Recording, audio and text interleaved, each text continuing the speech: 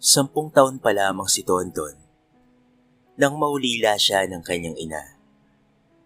Ang tanging ikinabubuhay lamang nila ay ang pagbabasura ng kanyang ama, na kahit minsan ay hindi niya ikinahiya. Bagkos ay nagsusumikap si Tonton sa pag-aaral para na rin sa kanyang ama na si Mang Victor. Kita niya ang hirap at pagod nito kada madadatnan niya kapag galing siya sa eskwelahan. Madalas nga na kape na lamang ang ginagawa nitong ulam.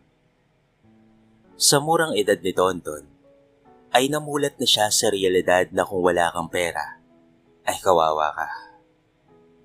Tay, kain na po tayo. May isang itlog na po dito na naprito ko. Tara po, magsalo na po tayo dito. Sige anak. Sandali lang at maghuhugas lang muna ako ng kamay.